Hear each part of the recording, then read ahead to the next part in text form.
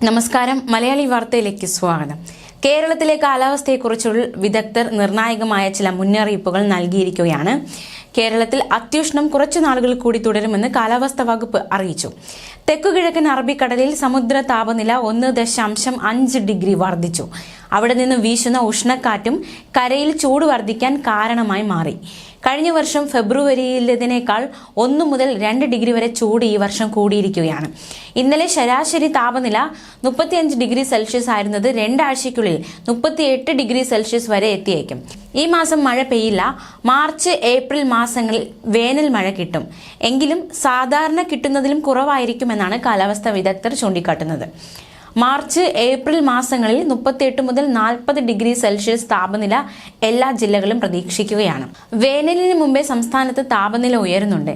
El Niño പ്രതിഭാസമാണ് ഇത്തവണത്തെ ചൂട് ഉയരുന്നതിന് കാരണമെന്നാണ് നിഗമനം. പസഫിക് സമുദ്രോപരിതലം ചൂട് പിടിക്കുന്ന പ്രതിഭാസമാണ് എൽനിനോ. അപ്രവചനീയമായ കാലാവസ്ഥാ വ്യതിയാനമാണ് എൽനിനോ കാരണം ഭൂമിയിൽ ഉണ്ടാകുന്നത്. എൽനിനോ പ്രതിഭാസം കാരണം ഈ വർഷം വരണ്ട കാലാവസ്ഥയായിരിക്കുമെന്നാണ് വിദഗ്ധർ നൽകുന്ന മുന്നറിയിപ്പ്. മാർച്ച് മുതലാണ് വേനൽ തുടങ്ങുന്നതെങ്കിലും ഇക്കൊല്ലം ഫെബ്രുവരി ആദ്യം മുതൽ തന്നെ കനത്ത ചൂടാണ് കേരളത്തിൽ ഉണ്ടാകുന്നത്.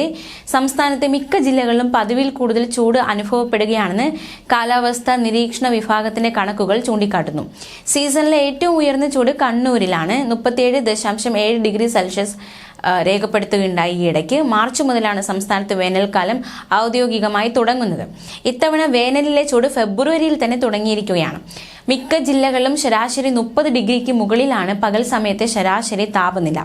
ഉയർന്ന താപനിലയിൽ വർധനവാണ് പലയിടത്തും രേഖപ്പെടുത്തുന്നത്.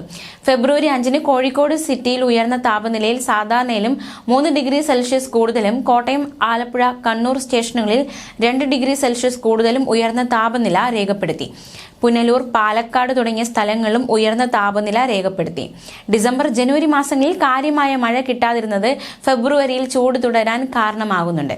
ഇടുക്കി, മൂന്നാർ മേഖലകളിൽ ഒരാഴ്ച മുൻപ് വരെ തണുപ്പ് നേരിട്ടിരുന്നുവെങ്കിലും ഈ ദിവസങ്ങളിൽ ചൂട് ഉയർന്ന തോതിലാണ്. ന്യൂസ് ഡെസ്ക്, മലയാളി വാർത്ത.